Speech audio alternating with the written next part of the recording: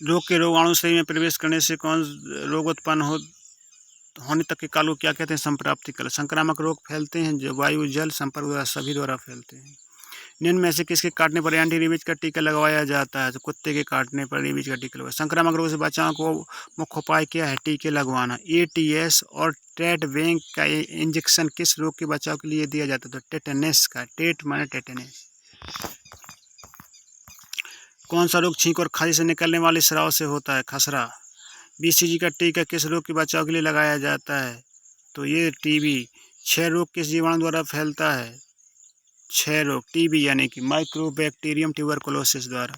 कौन सा रोग 2 से 5 वर्ष के बच्चों को फैलता है? डिप्थीरिया। किस रोग में बैक्टीरिया टॉन्सिल तथा भूरे रंग के छल्ले बनते हैं? डिप्थीरिया में। डिप्थीरिया रोग में मुख्य रूप से होता है गले में झिल्लियों का बन जाना। डिप्थीरिया रोग में किस रोग के रोगाणु लार में होते हैं? तो कर्णफेर के यानी मम्प्स के। टेटनस रोग के रोगाणु मुख्य रूप से पाए जाते हैं गोबर की लीद में।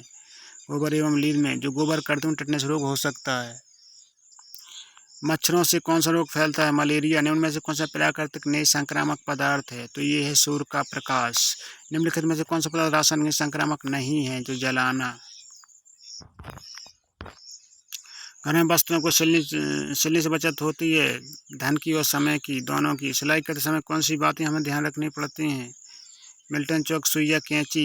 सिलाई करते समय इसकी आवश्यकता होती है, इन सभी की आवश्यकता होती है। कौन सी वस्तु सिलाई किट में नहीं रखी जाती? सिलाई मशीन, क्योंकि वो बड़ी होती है। धड़ के नीचे की वस्त्रों के लिए आवश्यक है लंबाई सीट पाइंचा।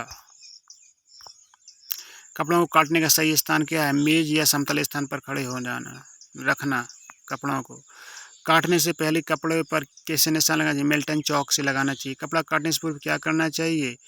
पानी को रात भर भिगो, वो प्रयोग सभी करना चाहिए। कपड़ा प्रेस कर निशान लगाएं। इससे जो कपड़ा जितना सिकुड़ता है सिकुड़ जाता है, जितना बचता है उतना बचता है। सिलाई के कितने प्रकार होते हैं? तो सिलाई के 2 प्रकार होते हैं। किस कपड़े को सिलने से पहले कच्चा टाँका कर लेना चाहिए? तो रेशमी। हाथ से सिले कपड़े में मजबूती लाने के लिए किस टाँके का प्रयोग करना चाहिए? बखिया टाँके से मजबूत होता है कपड़ा सिला हुआ।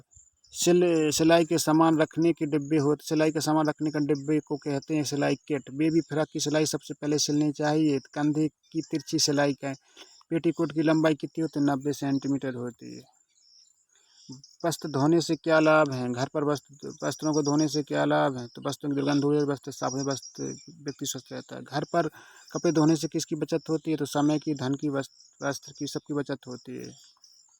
वस्त्रों की धुलाई के लिए कौन सा जल उत्तम है? तो शुद्ध जल उत्तम है, मृदु जल। हल्दी के दाग छुड़ाने के लिए हम क्या तनु पोटेशियम पर मैग्नेट लेंगे हम। फलों के दाग छुड़ाने के लिए क्या उपयोगी होता है? तो नमक। फलों के दाग नमक छुड़ाए जाते हैं। वस्त्र धोने से पूर्व के फटा वस्त्र से लेना चाहिए, 100 बटन निकाल देने चाहिए, दाग धब्बे छुड़ा देने चाहिए। ये सभी वस्त्रों की धुलाई एक विधि है, तो शुष्क धुलाई। रेशमी वस्त्रों को धोने के लिए किसका प्रयोग किया जाता है? तो रीठे के घोल का। नील का प्रयोग किस वस्त्र में किया जाता है? सफ़ेद सूती वस्त्र में। ऊनी वस्त्र धोने के लिए किसका प्रयोग किया जाता है? तो रीठे के घोल का। चावल के अखरोट का कलफ किन वस्त्रों में लगाया जाता है? सूती वस्त्रों में। किस प्रकार के वस्त्र में गोंद का कलफ लगाया जाता है? तो ये लगाया रेशमी वस्त्र में गोंद का कलफ लगाया जाता है। ऊनी वस्त्र को प्रेस करने के लिए कितना ताप होना चाहिए? बहुत कम। रेशमी वस्त्रों को कैसे धोना चाहिए? उपरोक्त में से कोई नहीं। तो कीड़े एवं फफूंदी से बचाव के लिए वस्त्रों में क्या डालना चाहिए? नेपथलीन की गोली। रसोई घर के सबसे निकट होना चाहिए भोजन कक्ष। रसोई घर की बनावट कैसी होनी चाहिए? जिसमें उजाला आता हो, यानी प्रकाश आता हो। इनमें से भोजन बनाने के सर्वोत्तम उपकरण कौन है? गैस व का चूल्हा। रसोई घर की उत्तम व्यवस्था क्या कहलाती है? गृह कला। रसोई घर कितना ही बड़ा हो, उसमें आवश्यक व्यवस्था होनी चाहिए कई भंडार की। यू आकार के रसोई घर में कितनी दीवारें होती हैं? 3। एल आकार के रसोई घर में कितनी दीवारें होती हैं? 2। ये दीवारें कैसी है? एक ही हो जाएगी, एक हो जाएगी। यू में एक ही है, एक ही एक ही ऐसी। इसमें 3 होती है, इसमें 2 होती हैं। आदर्श रसोई घर कौन सा होता है? एल आकार का। सुविधा की दृष्टि से रसोई घर को कितने भागों में विभाजित कर सकते हैं? तो 4 भागों में विभाजित कर। रसोई घर में प्रयोग होने वाला आधुनिक ईंधन क्या है? तो वे कुकिंग गैस। सही विधि से पकाया हुआ भोजन होता है स्वास्थ्यवर्धक। पाक क्रिया का व्यवस्थित अध्ययन क्या कहलाता है? तो पाक शास्त्र, पाक कला। दोनों कहलाते हैं, बी और सी। भोजन पकाने में किसका उपयोग हानिकारक होता था? सोडे का। सोडे से उसके पोषक तत्व तो खत्म हो जाते हैं, सोडा नहीं मिलाना चाहिए खाने के भोजन में। भोजन पकाने की विधि क्या है? उबालना, सेंकना, भाप देना सभी द्वारा भोजन पका। भोजन पकाने की सर्वोत्तम विधि क्या है? उबालना। जल द्वारा भोजन पकाने और उबालने में उबाल कितने ताप पर आता है? तो ये आता है 100 डिग्री सेंटीग्रेड पर आता है। विटामिन ए का अच्छा स्रोत क्या है? तो ये हरी व फल सब्जियां, वैसे गाजर होती है। कौन सी विटामिन जल में घुलनशील है? तो विटामिन बी घुलनशील है। भोजन परोसते समय के लिए प्रयोग करनी चाहिए परोसने वाली चम्मच। उपचारार्थ आहार किसे कहते हैं? जिसमें रोगी को दिया जाने वाला आहार उपचारार्थ आहार यानी इलाज वाला आहार। शरीर की वृद्धि में सहायक है प्रोटीन। प्रोटीन का उत्तम स्रोत क्या है? सोयाबीन। अंडे में पर्याप्त मात्रा में क्या होता है? प्रोटीन। ऊर्जा देने वाला तत्व कौन सा है? तत्काल ऊर्जा देने वाला कार्बोहाइड्रेट है। सबसे ज़्यादा ऊर्जा देने वाला तत्काल नहीं देता है, वो होती है वसा। जो तत्काल देता है वो होता है कार्बोहाइड्रेट। कार्बोहाइड्रेट इसका सही है।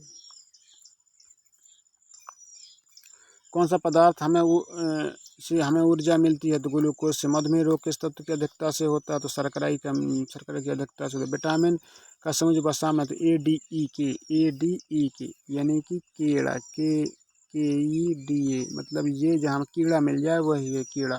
के ई डी ए कीड़ा हो गया, तो यही हो गया सर इसका। नेत्रों के लिए कौन सा तत्व आवश्यक होता है? तो विटामिन ए होता है। विटामिन डी का स्रोत क्या है? तो सूर्य किरणें। विटामिन डी की कमी से कौन सा रोग होता है? तो ये रिकेट्स हो जाता है। रोगी का आहार होना चाहिए सुपाच्य होना चाहिए। तेज ज्वर में कैसे भोजन देना चाहिए? तो तरल देना चाहिए। विटामिन बी सबसे अधिक पाया जाता है, तो ये हरी सब्जियों में पाया जाता है। लू लगने पर रोगी को क्या देना चाहिए? आम का पन्ना देना चाहिए। विटामिन सी का सबसे अच्छा स्रोत कौन है? आंवला है। आंवला होता है सबसे स्रोत। टीबी के रोगी यानी क्षय रोगी को क्या नहीं देना चाहिए? मिर्च मसालेदार भोजन नहीं देना चाहिए। कपाल में कितनी हड्डियां पाई जाती हैं? तो 8 पाई जाती हैं।